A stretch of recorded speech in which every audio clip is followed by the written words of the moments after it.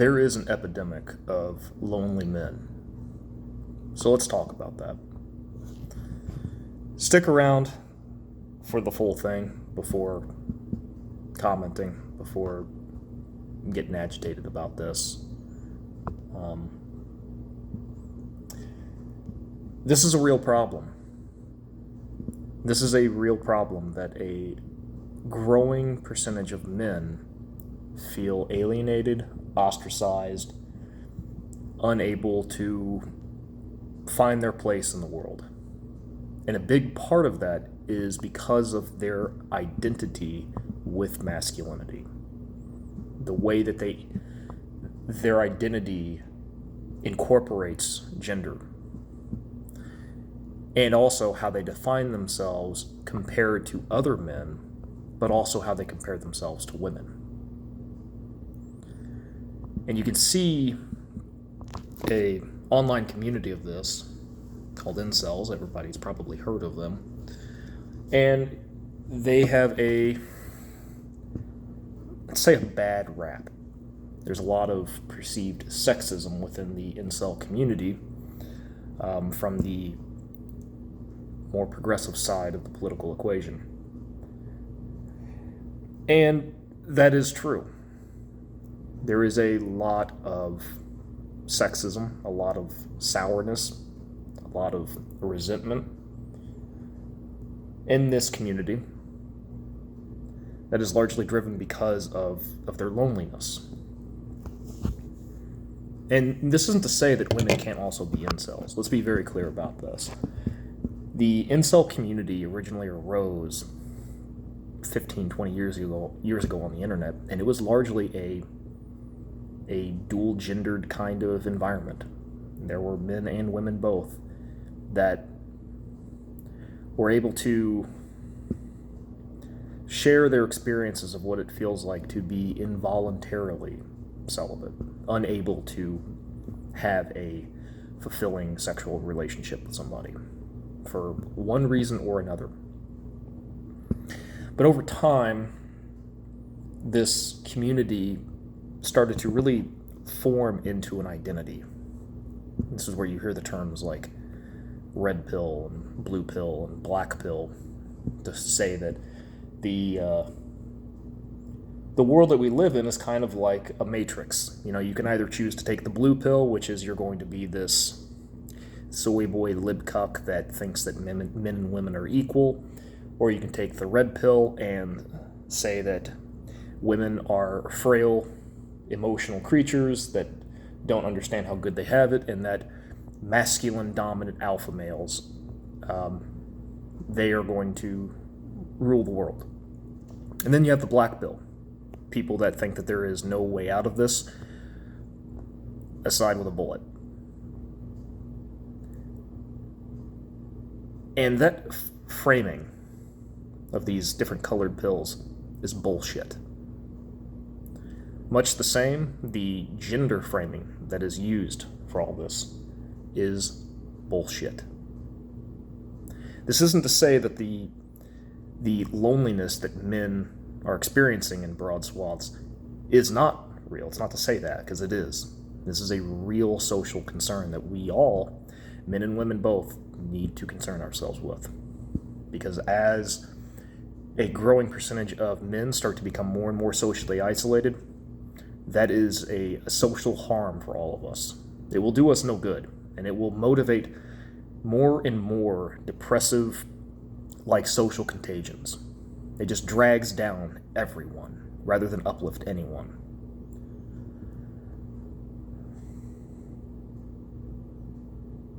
So let's I'm going to say the most contentious thing right now. Gender is not real. Gender is something, you probably heard this before. It's a social construct. It is a artificial construction of the human mind so that we can categorize our day-to-day experiences. And an easy one that humans, kind of a cultural universal, is this construction or a differentiation between men and women. And yes, there are real physiological differences in humans, obviously. There's not a binary, it is a bimodal distribution. What this means is that it is not merely two sexes, and thus two genders, because this is making kind of a category error. It's creating a synonymous relationship between gender, which is the expression of certain behavioral and physiological patterns, and then there's the sex, the real sexual dimorphism that occurs within humans. But this is not a one or the other. It is a far more complex situation, and you can have a myriad of different phenotypes or expressions of human sexuality. A good example of this, you want to see how strange, I guess, and I don't really like to use normative language like that because it treats people that don't fit within the traditional man, woman, male, female dynamic. It treats them kind of like they're abnormal, which is not true. But look into the Guevedoces. I think that's how you say it. This is a population in Dominican Republic, I believe, where these are prepubescent boys girls. And once they hit puberty, they begin to actually develop different sexual characteristics. They are born and raised as little girls because everything up until that point looks female. And as they go through adolescence, that changes phenotypically, bodily. The hormone wash literally changes their body. So much so that a vast majority of Guevedoces grow up into be fertile men. They identify as men. You would consider them in any sense of the word to be cisgendered, which means that their gender identity aligns with sexual traits that our society deems as masculine. And the whole point of this is to show that this dynamic that a lot of people walk through life as if it's man, woman, male, female, that's a very limited view of the world. And worse yet, the way our society interacts with that kind of dynamic, it creates this overwhelming burden on people to meet those demands, especially for men. And I'm going to continue on this point. I'm not going to really touch on women's issues in this video. This is going to be solely for the men, people that self-identify as men.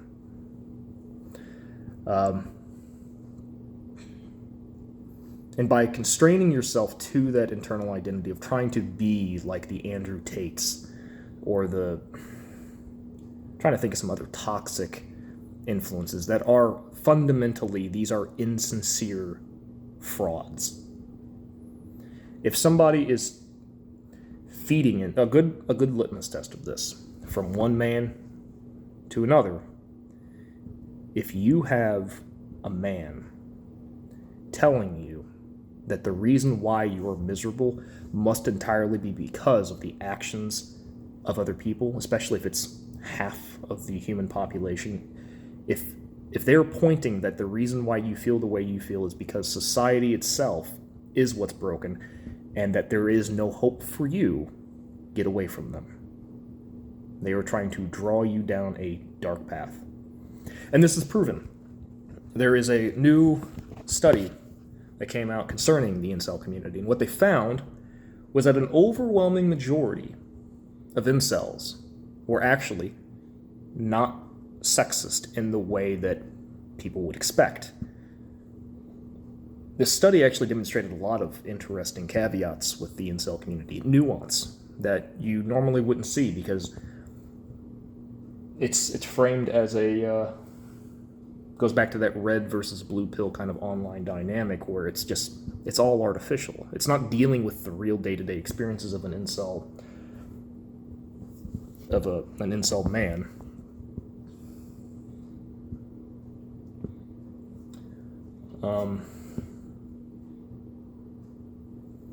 So the study, and I'll link it below, one of the things they found is that it is not not racialized. It's not predominantly white. It's not predominantly black. It is just it bleeds across multiple racial dynamics, which is the first surprising thing. The second surprising thing, and I already touched on, is that these people are generally not actually that sexist, and instead they are incredibly alone. The severity of the loneliness cannot be understated. Social isolation like this literally rots people's minds. We are social creatures. Our ability to manage emotional states and to handle complex cognitive tasks is entirely reliant on our ability to socialize with one another. Right? Our mental landscape is a interconnected dynamic between people. No person is an island. And incels, because of their isolation, they are prime targets for exploitation. And this is one of the things that the study pointed out, is that among the incel communities, there are rabid dogs that take advantage of these very lonely men and fleece them. Take advantage of their loneliness by selling them a narrative that there is no hope, and instead dump all of your motivations and energy into an online community that offers nothing but doom. The black pill. And so you have predators feeding on lonely, isolated men, telling them a story that somehow the reason why they're all miserable must be because it's women. Now, these predators that roam about in these communities, like the Andrew Tates of the world, they're making money.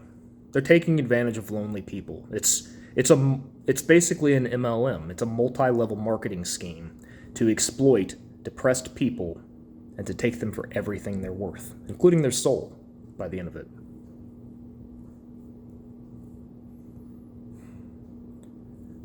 And it's really, really agitating to look at this, because I don't know what it's like. I don't. I have never struggled with women. Never had to. I've had bad experiences. I've had multiple relationships. Many of them have all of them, have not worked out for one reason or another. Sometimes I could blame those failures on the women that I've dated. But I think, what has that done for me? Nothing. It's not empowering. It doesn't allow me to change and adapt to a world that could very well be hostile. Let's assume that the incels are correct and that women themselves are entirely to blame for all of this. That kind of deflection does you no good. It's a farce.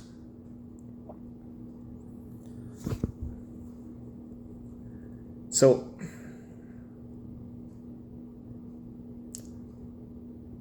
what I would offer, because I know that I've seen the responses that generally go into incel communities where it's like, basically, take a shower, go to the gym, focus on yourself, become a different kind of person where it's one man against the world, this alpha male mentality. But that's setting you up for a brittle sense of identity, because it is still a sense of self built upon an antagonism towards another.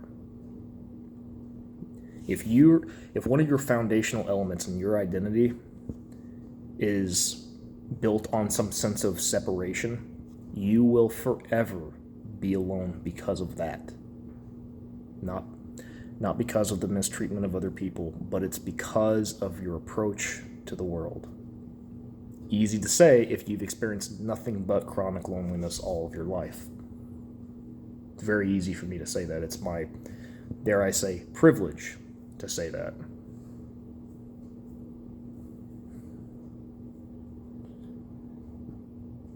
And the real tragedy of all of this is,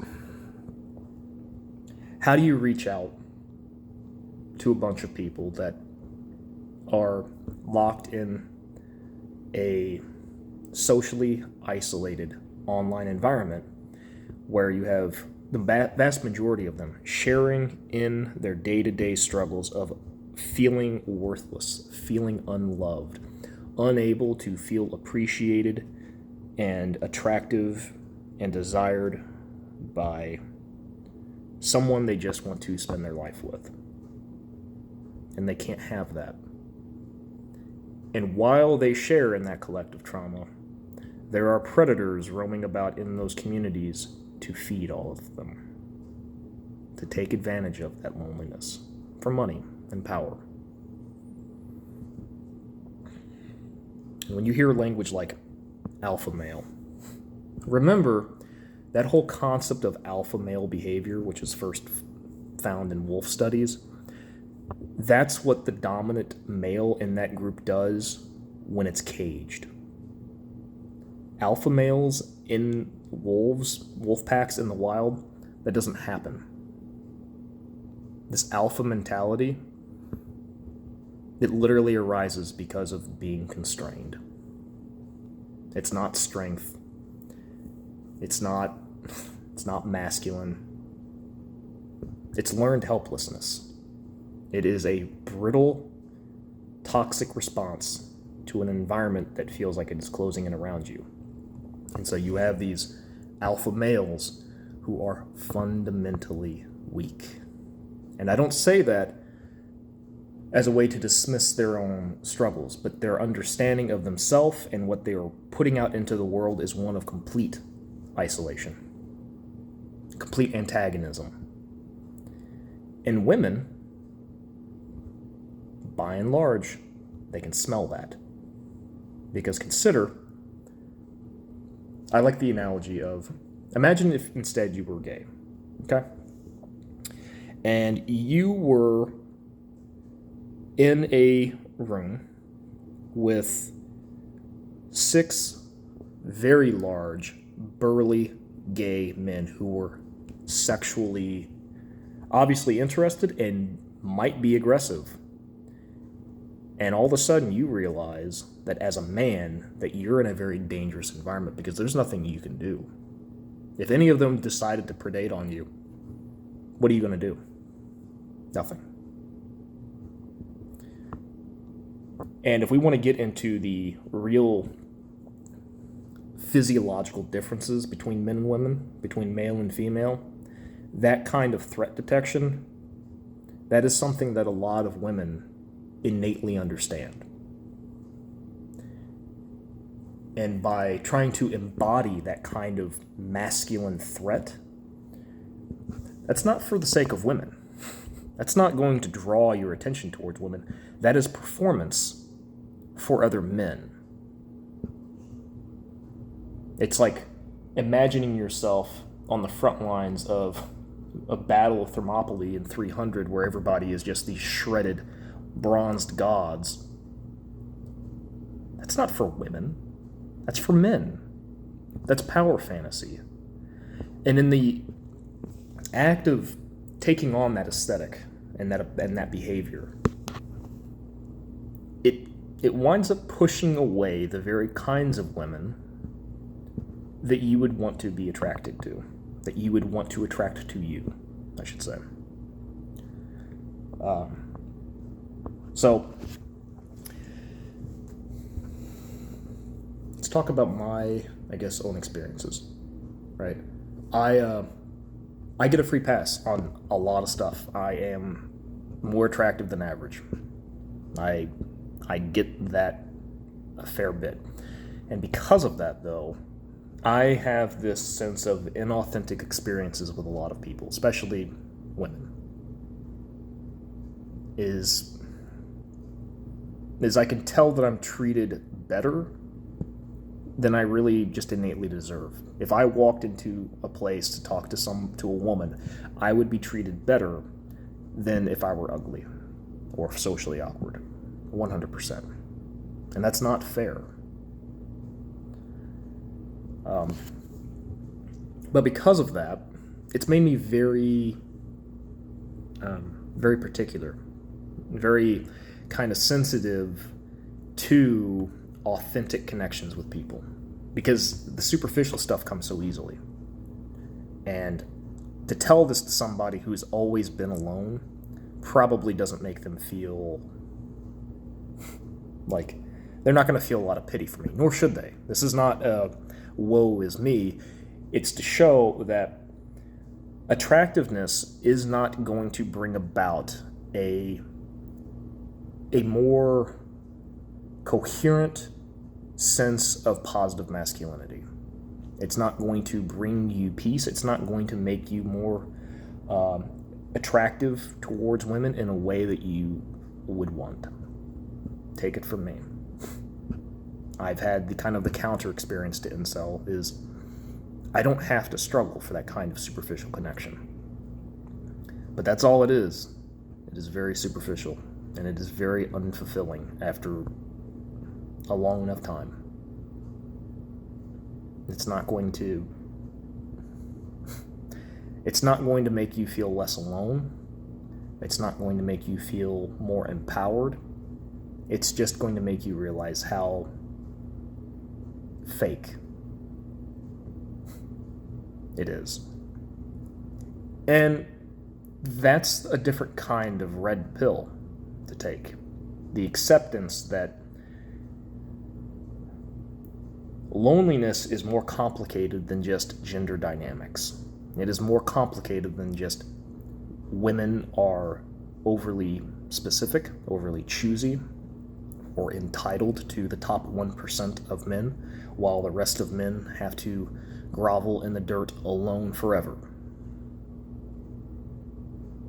It is a lot more than that.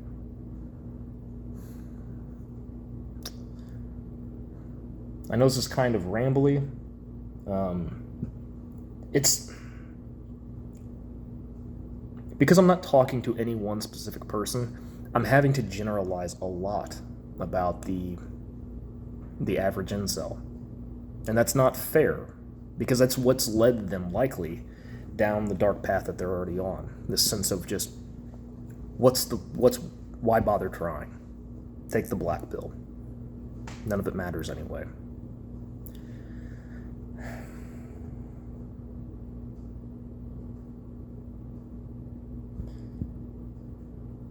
But one thing that I can tell you, I can promise you this, is that by adopting the toxic traits of self-avowed alpha men, it won't bring you closer to a fulfilling connection with a woman. It won't.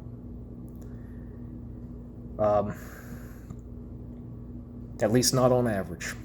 Now, if you do manage to become more self-reliant, you did take the advice to heart, you start working out, you start taking care of yourself first and foremost, you treat yourself like you wished you were treated by other people,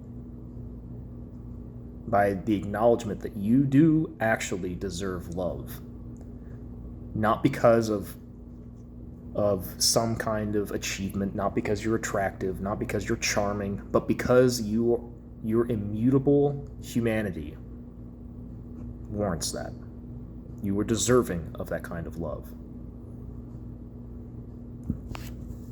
It's not to say like you're entitled to a sexual relationship or anything like that, but when it comes to being appreciated merely for who you are, yes. It's not to say that you can't improve, that you can't become better, that you can't become a more idealized version of yourself. You can, and you should always strive for it. There are no zero-sum days, but you're not going to change overnight. Can't. It very much is rolling a massive boulder uphill forever. That's a big part of that human condition. And if you are an incel, it's even harder. It might be very well the hardest kind of path to take in the modern era. If you are involuntarily celibate and you might have some kind of disability or something, especially when it comes to like depression or anxiety, it is miserable. And I empathize with it. I really, really do.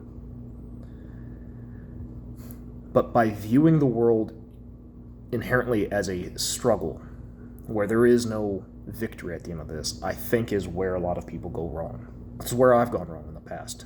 Is if you view the world as if it's inherently antagonistic, you will develop a sense of identity that is at odds with the world, and you will forever feel alienated and alone.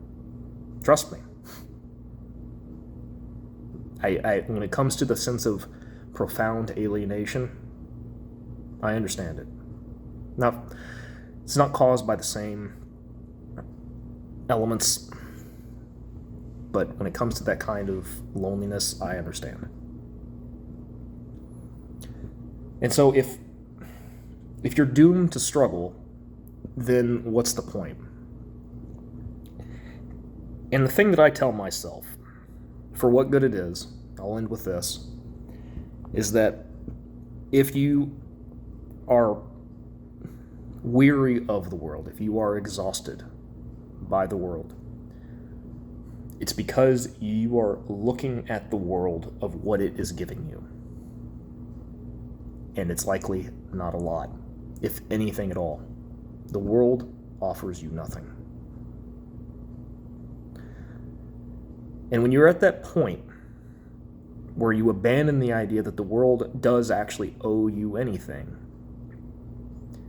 it allows you to start to look for opportunities of what you can give back to the world. Is another way of saying this is you can't demand answers from life. It won't answer. It won't give you any kind of clarity or peace. But instead, it will demand answers from you. It will pull out answers from who you are as a person, and you will push that out into the world. And so if you feel alone and isolated, and you apply that kind of energy and you project that out into the world, that is the world that you are creating around yourself, like an aura, a bubble of isolation. And despite the hurt, despite the loneliness, if you can imagine what a more energized, more compassionate person, a version of yourself that would give to the world in a way that you wish that others would give towards you, if you can do that, it does become more empowering. Because you now are creating an entirely different kind of narrative. You've moved from reacting to the world, and instead you're forming the world. This is all, it could be very well empty platitudes for people. I understand that. But if any of this resonated, if you're alone and you feel like that you want to get out of this, you can. It is incredibly difficult, but you can. There are methods out of this. Take it from somebody who has suffered from really severe existential depression for my entire life. I have spent my entire life trying to find answers that makes all of this feel like it's worth it. And I think I have some good responses. I think I have a decent ability to empathize with people and how they struggle with life. So if this resonated, let me know. Good luck.